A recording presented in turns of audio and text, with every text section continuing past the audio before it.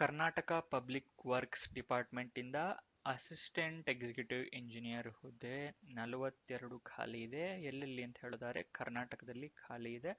Assistant executive engineer RPC ಅಲ್ಲಿ 30 ಹುದ್ದೆ ಖಾಲಿ ಇದೆ. ಎಕ್ಸಿಕ್ಯೂಟಿವ್ ಇಂಜಿನಿಯರ್ HK ಡಿಪಾರ್ಟ್ಮೆಂಟ್ನಲ್ಲಿ 12 ಖಾಲಿ ಇದೆ. ಆನ್ಲೈನ್ ಮುಖಾಂತರ ಅಪ್ಲಿಕೇಶನ್ನ ಹಾಕಬೇಕು. ವೀಕ್ಷಕರೇ, ಈ ವಿಡಿಯೋದಲ್ಲಿ ಕರ್ನಾಟಕ ಸರ್ಕಾರ ಲೋಕೋಪಯೋಗಿ ಇಲಾಖೆಯವರು ಯಾವ್ಯಾವ ಹುದ್ದೆಗಳಿಗೆ ಅರ್ಜಿಯನ್ನು ಕರೆದಿದ್ದಾರೆ, ಹೇಗೆ ಹಾಕಬೇಕು, ಏನೇನು ವಯೋಮಿತಿ ಇರುತ್ತೆ, ಎಜುಕೇಷನ್ ಕ್ವಾಲಿಫಿಕೇಷನ್ ಏನಾಗಿರಬೇಕು, ಇದರ ಎಲ್ಲದರ ವಿವರಗಳನ್ನ ತಿಳಿಸ್ಕೊಡ್ತೀನಿ. ವಿಡಿಯೋನ ಕೊನೆ ತನಕ ನೋಡಿ. ವಿಡಿಯೋ ಶುರು ಮಾಡೋದಕ್ಕೂ ಮುಂಚೆ ಈ ಚಾನೆಲ್ನ ಸಬ್ಸ್ಕ್ರೈಬ್ ಆಗಿಲ್ಲ ಅಂದರೆ ಸಬ್ಸ್ಕ್ರೈಬ್ ಆಗಿ. ಹಲವಾರು ಜನ ವಿಡಿಯೋನ ನೋಡ್ತೀರಾ, ಆದರೆ ಸಬ್ಸ್ಕ್ರೈಬ್ ಆಗಿರಲ್ಲ. ಹಾಗಾಗಿ ಸಬ್ಸ್ಕ್ರೈಬ್ ಆಗಿ ಹಾಗೂ ಪಕ್ಕದಲ್ಲಿರೋ ಬೆಲ್ ಐಕನ್ನ ಪ್ರೆಸ್ ಮಾಡಿ. ವಿಡಿಯೋನ ಶುರು ಮಾಡೋಣ. Karnataka public works department KPWD ಅಂತ ಹೇಳ್ತೀವಲ್ಲ, ಅವರು ಅಸಿಸ್ಟೆಂಟ್ ಎಕ್ಸಿಕ್ಯೂಟಿವ್ ಇಂಜಿನಿಯರ್ ಹುದ್ದೆಗೆ ಅರ್ಜಿಯನ್ನು ಕರೆದಿದ್ದಾರೆ. 42 ಹುದ್ದೆ ಖಾಲಿ ಇದೆ. ಕರ್ನಾಟಕದಲ್ಲಿ ಖಾಲಿ ಇರುತ್ತೆ. ಅಸಿಸ್ಟೆಂಟ್ ಎಕ್ಸಿಕ್ಯೂಟಿವ್ ಇಂಜಿನಿಯರ್ RPC ಡಿಪಾರ್ಟ್ಮೆಂಟ್ನಲ್ಲಿ 30 ಖಾಲಿ ಇದೆ. ಅಸಿಸ್ಟೆಂಟ್ ಎಕ್ಸಿಕ್ಯೂಟಿವ್ ಇಂಜಿನಿಯರ್ HQ ಅಲ್ಲಿ 12 ಖಾಲಿ ಇದೆ.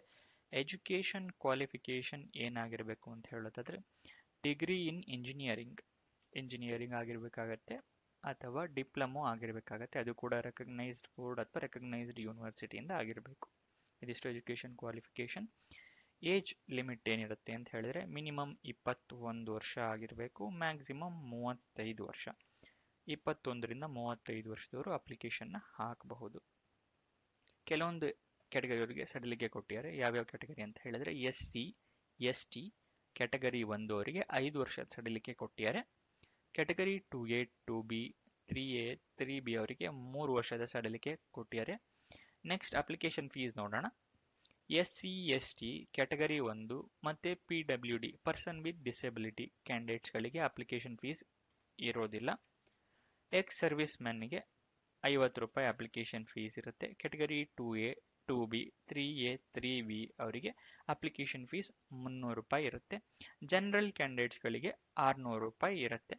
ಅಪ್ಲಿಕೇಶನ್ ಫೀಸ್ನ ನೀವು ಆನ್ಲೈನ್ ಮುಖಾಂತರ ಪೇ ಮಾಡಬೇಕಾಗತ್ತೆ. Next selection process, written exam ಇರುತ್ತೊಂದು, ಅದಾದ ನಂತರ ಪರ್ಸನಾಲಿಟಿ ಟೆಸ್ಟ್ ಇರುತ್ತೆ. ಸ್ಯಾಲರಿ ಎಷ್ಟು ಅಂತ ನೋಡೋದಾದ್ರೆ 83,700 ರೂಪಾಯಿಯಿಂದ ಹಿಡಿದು 1,55,200 ರೂಪಾಯಿ ತನಕ ಇರುತ್ತೆ per month salary. Next application open ಆಗಿದ್ದ ಡೇಟು 3/10/2024 ಅಂದರೆ ಅಕ್ಟೋಬರ್ 3ಕ್ಕೆ ಓಪನ್ ಆಗುತ್ತೆ. 4 ನವೆಂಬರ್ ತನಕ ಇರುತ್ತೆ. ಸೊ ಇನ್ನೂ ಓಪನ್ ಆಗಿರೋದಿಲ್ಲ. 3 ಅಕ್ಟೋಬರ್ ನಂತರ ಹಾಕ್ಬೋದು ನೀವು, 4 ನವೆಂಬರ್ ಒಳಗಡೆ. ಇದು ಅಪ್ಲಿಕೇಶನ್ ಓಪನ್ ಆಗೋ ಡೇಟ್ಸು. ಓಕೆನಾ? ನೀವು ಅಪ್ಲಿಕೇಶನ್ ಆನ್ಲೈನ್ ಮುಖಾಂತರ ಹಾಕಬೇಕು. ವೆಬ್ಸೈಟ್ ಅಡ್ರೆಸ್ ಯಾವುದು ಅಂತ ಕೇಳೋದಾದ್ರೆ ಇಲ್ಲಿ ಸ್ಕ್ರೀನ್ ಮೇಲೆ ಏನು ಕಾಣಿಸ್ತಿದೆಯಲ್ಲ, ಇದು ವೆಬ್ಸೈಟ್ನ ಅಡ್ರೆಸ್ಸು. ಇದನ್ನ ವಿಡಿಯೋನ ಡಿಸ್ಕ್ರಿಪ್ಷನಲ್ಲೂ ಕೊಟ್ಟಿರ್ತೀನಿ, ಅಲ್ಲಿಂದ ಹಾಕ್ಕೋಬಹುದು. ಅಫಿಷಿಯಲ್ ವೆಬ್ಸೈಟ್ ಅಡ್ರೆಸ್ ಬೇಕು ಅಂದರೆ ಅದನ್ನು ಇಲ್ಲಿ ಸ್ಕ್ರೀನ್ ಮೇಲೆ ಕಾಣ್ತಿದೆಯಲ್ಲ, ಇದೇ ಅಫಿಷಿಯಲ್ ವೆಬ್ಸೈಟ್ ಅಡ್ರೆಸ್, ಅದನ್ನು ಕೂಡ ಕೊಟ್ಟಿರ್ತೀನಿ. ಅಲ್ಲಿಂದ ನೀವು ಹೋಗಿ ಹಾಕ್ಕೋಬಹುದು ಇದೆರಡು ವೆಬ್ಸೈಟ್ ಅಡ್ರೆಸ್ನ. ನೆಕ್ಸ್ಟ್ ನಿಮಗೇನಾದ್ರು ಡೌಟ್ಸ್ ಬಂದರೆ ಮಧ್ಯದಲ್ಲಿ ಅಪ್ಲಿಕೇಶನ್ ಹಾಕಬೇಕಾದ್ರೆ ಹೆಲ್ಪ್ಲೈನ್ ನಂಬರ್ ಕೂಡ ಕೊಟ್ಟಿದ್ದಾರೆ. ಇಲ್ಲಿ central office information helpline number ಇಲ್ಲಿದೆ, ಇದು.